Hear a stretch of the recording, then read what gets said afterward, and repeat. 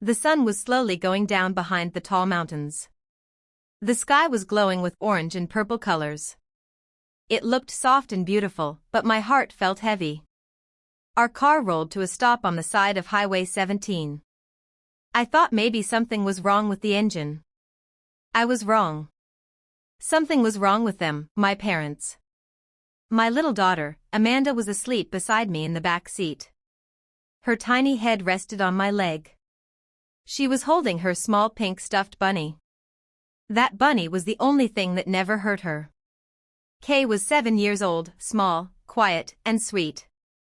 I had spent her whole life trying to protect her from the storm I grew up in. Then I heard my father's voice. His tone was cold and flat. "Out," he said. He didn't even look at me with love. He looked through the rearview mirror like I wasn't his child. I blinked. What? My mom slowly turned around in the front seat. She still wore sunglasses even though the sun was almost gone.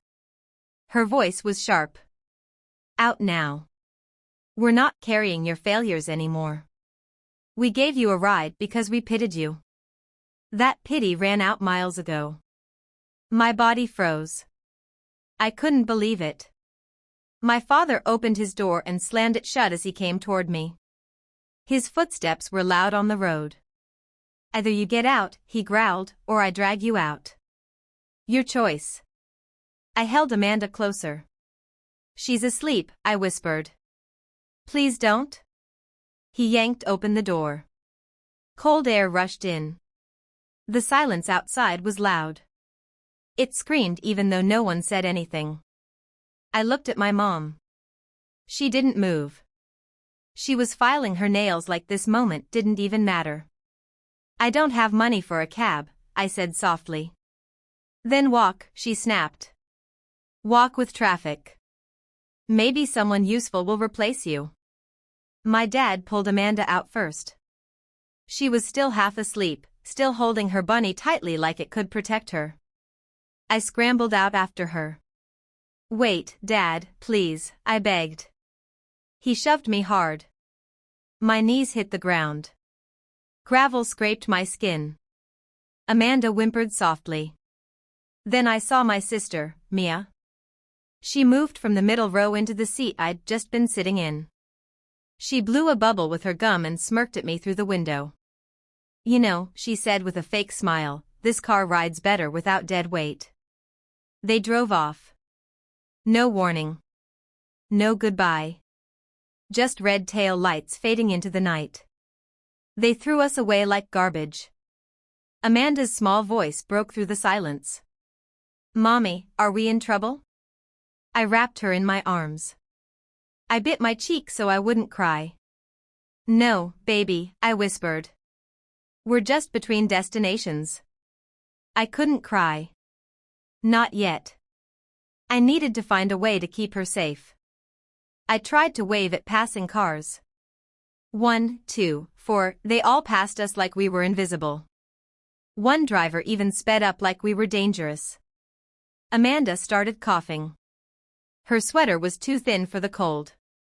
I took off my hoodie and wrapped it around her. The air was sharp, the road was empty, and the darkness was getting closer. I didn't have a phone.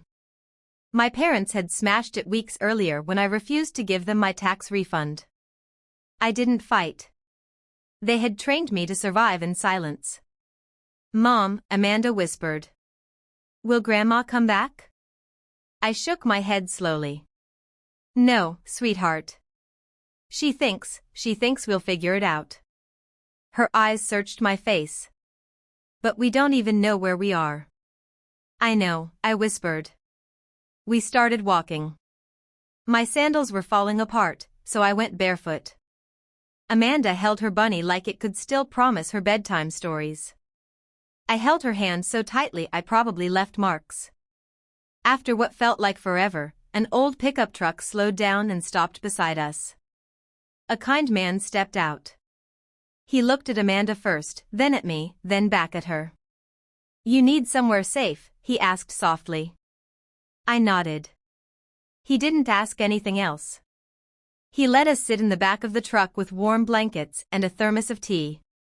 Amanda sipped slowly while I cried quietly. He drove us to the nearest small town and dropped us at a diner. He handed me a $20 bill and said, "Get her something hot to eat. I have 2 daughters." It could have been them. I thanked him. I didn't ask his name. I didn't want to carry my shame into another conversation. We sat in that diner all night. I watched Amanda sleep across the booth. As the sun came up, something inside me shifted. I had spent my whole life begging people who despised me to love me.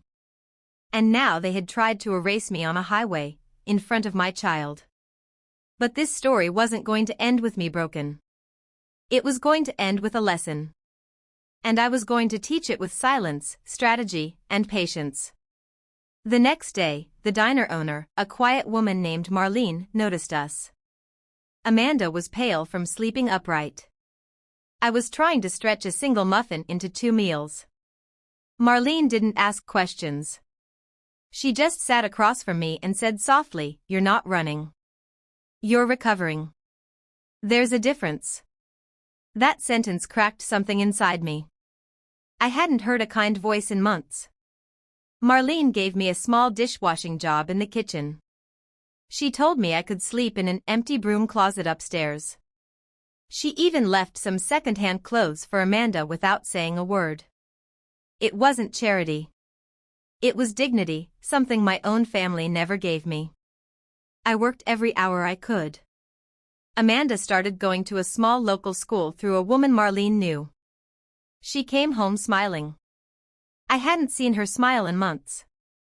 At night, after she fell asleep, I began to plan. My parents had made a mistake. A big one. They had thrown me out of their lives, but they lived on the internet. My dad had a podcast. My mom was a school board chair. My sister was a shiny influencer.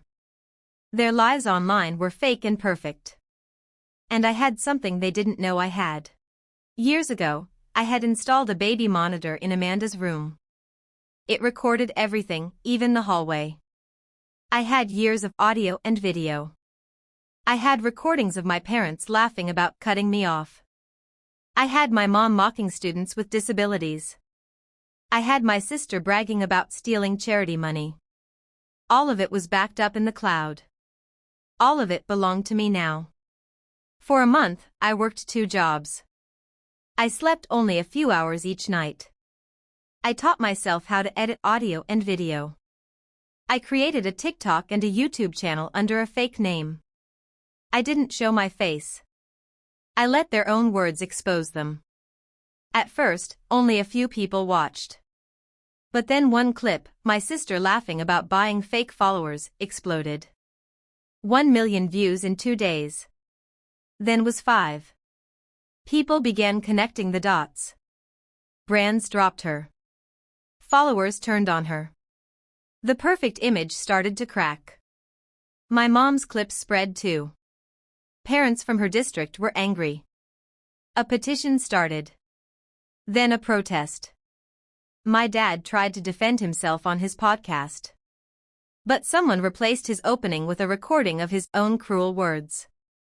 The silence after that clip aired was beautiful. For the first time, they felt powerless. While they were fighting to fix their image, I was building a new life. Amanda and I moved into a small apartment above the diner. Marlene helped me with the rent. Strangers who saw the videos sent small donations with messages like "I was you once. Stay strong." I worked as a freelance editor, quietly, steadily. My voice traveled farther than my name ever had. But I wasn't finished. I still had one more chapter to write. 6 months after the first video went viral, a letter came from a lawyer. Several families were filing a class action lawsuit against the school board. They were using my clips as evidence. The lawyer asked if I would testify anonymously. I said yes. My voice had become a symbol for people who had been ignored and mocked. I hadn't spoken to my parents or sister since that night on the highway. They didn't even know if I was alive. But they knew someone had destroyed their shiny image. Then came the newspaper headline, "Board Chair Resigns Amid Leaked Audio Scandal." Underneath it was a blurred screenshot of my mom. My sister cried online, begging for forgiveness. My dad disappeared from his show. Everything they built on lies began to fall. I could have stopped there. But I didn't. I planned one last thing. A reunion. I rented a small event space and sent them fake invitations to a charity launch called Hope for Daughters. I invited my parents, my sister, and their old friends. They couldn't resist. They needed a new photo opportunity to clean their name. They arrived dressed to impress. My dad wore a blazer that didn't fit. My sister wore white, pretending to be innocent. My mom held her pearls like they could protect her. The room was quiet. There was only one screen. When they stepped inside, the door clicked shut. A video started playing. It wasn't leaked clips this time. It was home video. Amanda at 5 years old, coloring at a little plastic table. She looked up at the camera and asked softly, "Mommy, do Grandma and Grandpa love me, or only if I'm better than Sarah?" Then my voice from the past answered, "They don't know how to love. But I do. And I always will." No insults. No shouting. Just truth. A memory they never cared about. Now it stared back at them. The lights came on. I walked out from the side door with Amanda beside me. She was taller now, stronger. She looked at them, not afraid, not small. She said clearly, "You left me on the road. But I never needed you to find my way home." We walked past them. My mom's hand twitched like she wanted to speak, but no words came. My dad looked at the floor. My sister whispered, "Please, let me explain." I didn't stop. Outside, reporters and old followers were waiting. One of them asked, "Do you have anything to say to the people who did this to you?" I smiled softly and said, "They taught me what not to be. That's all." I held Amanda's hand and walked away without looking back. We had found our freedom not through their love, but through our strength. Please like and subscribe for more videos. Also comment where you're watching from.